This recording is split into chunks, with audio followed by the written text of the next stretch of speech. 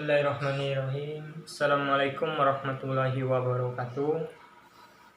Pertama-tama marilah kita mengucap puja dan puji serta syukur limpahan Allah Subhanahu wa taala, yang mana berkat rahmat dan limpahan hidayahnya lah kita masih diberi kesehatan.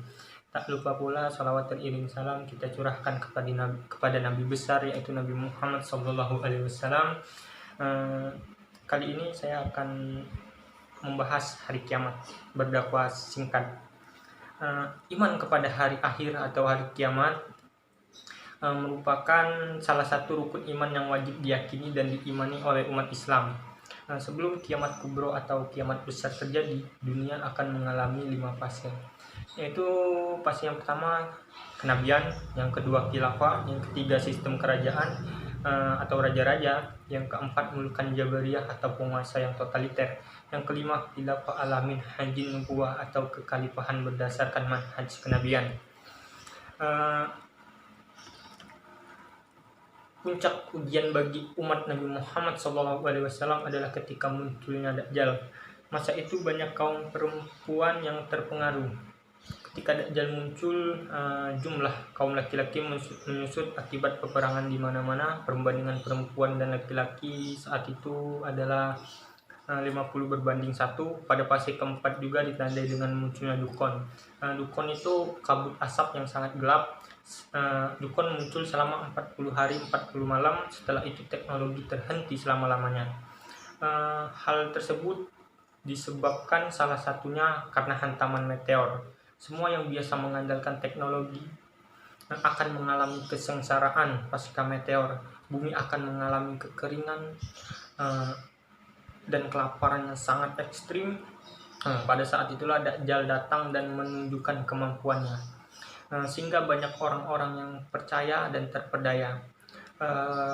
Tanah tandus jadi kering, hewan yang susunya kering kembali mengeluarkan susu. Pada saat itulah Dajjal berkata, "Akulah Tuhan yang selama ini kalian cari." Saat itu Dajjal berkeliling dunia selama 1 tahun 2 bulan 2 minggu. Namun ada 2 tempat yang tidak bisa dimasuki oleh Dajjal, yaitu Makkah dan Madinah. Setelah Dajjal keluar dan hampir membunuh Imam Mahdi, Allah Ta'ala menurunkan Nabi Isa alaihissalam ke bumi ketika berumur 33 tahun untuk membunuh Dajjal. Nabi Isa alaihissalam kembali ke rahmat Allah Subhanahu wa taala di fase kelima. Beliau membunuh Dajjal dan orang-orang Yahudi, dan setelah itu seluruh kaum Nasrani akan memeluk agama Islam. Setelah itu muncullah kaum Ya'juj dan Ma'juj. Iblis dan Dajjal berkolaborasi untuk membuat banyak manusia masuk neraka. Pada fase keempat ini, setan dari golongan manusia dan jin memperbanyak penghuni neraka. Pada fase keempat ini juga banyak orang yang menjadi munafik. Bertambahnya waktu, semakin berat ujian hidup.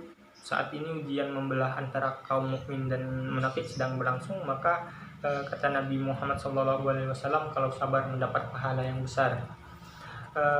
Kemudian golongan-golongan yang menjadi pengikut Dajjal, yang pertama seluruh kaum Yahudi, yang kedua seluruh setan dari bangsa jin, yang ketiga seluruh dukun, yang keempat seluruh orang munafik dari umat Rasulullah SAW, yang kelima seluruh ahli maksiat, yang keenam seluruh yang menyukai hubungan yang menyimpang atau LGBT, yang ketujuh kaum perempuan, yang kedelapan seluruh pelaku bid'ah yang tidak mau diluruskan, yang kesembilan seluruh kelompok takfiri atau khawarij. Untuk diketahui kelompok takfiri, kata Rasulullah SAW, kebanyakan dari anak muda yang hafiz Quran, namun mereka merasa paling benar dan menghalalkan darah selain kelompoknya. Kemudian juga mereka mengkafirkan orang-orang di luar kelompok mereka. Kemudian jika Dajjal muncul, mereka akan menjadi pengikutnya. Fase keempat ini juga ditandai dengan matinya Ya'juj dan Ma'juj. Kemudian masuk fase kelima. Pada fase kelima ini bertolak belakang dengan fase keempat. Ketika itu dipimpin Imam Mahdi, tidak ada bencana yang muncul pada saat itu. Ketika khilafah muncul pada fase kelima ini, tidak ada satupun peperangan terjadi di muka bumi. Kemudian tidak ada satupun bencana di muka bumi, harta kekayaan dari perut bumi Allah limpahkan sehingga semua orang menjadi makmur. Pada fase kelima ini juga tidak ada pajak dan semuanya sehat. Rumah tahanan juga tidak ada karena penghuninya sudah bertobat. Allahu alam. Cara agar selamat dari akhir zaman. Yang pertama, pastikan akidah kita lurus. Yang kedua, menghidupkan amalan wajib. Yang keempat, meninggalkan perzinahan. Yang ketiga, meninggalkan perzinahan. Yang keempat, rutinkan amalan sunnah meski sedikit. Yang kelima, menjaga sholat 5 waktu di masjid dengan berjamaah dan tidak ketinggalan takbir pertama 40 hari. Dan yang terakhir, rajin berinfak dan bersedekah. Pastikan kita sholatnya di masjid berjamaah. Siapa yang menjaga ini selama 40 hari, dia tidak akan insya Allah tidak akan memiliki sifat munafik. Ayo di akhir zaman, siapapun kita, rutinkan sholat berjamaah di masjid dan tidak ketinggalan takbir pertama. Baiklah, demikian ceramah agama singkat yang dapat saya sampaikan pada kesempatan ini. Semoga bermanfaat bagi kita semua dan dapat kita aplikasikan dalam kehidupan sehari-hari. Lebih dan kurangnya mohon dimaafkan. Yang benar datangnya atas bimbingan Allah Subhanahu wa Ta'ala yang maha benar, dan yang salah, hilaf atau keliru itu datangnya dari saya pribadi sebagai manusia biasa yang tidak pernah luput dari salah dan hilaf dan dosa.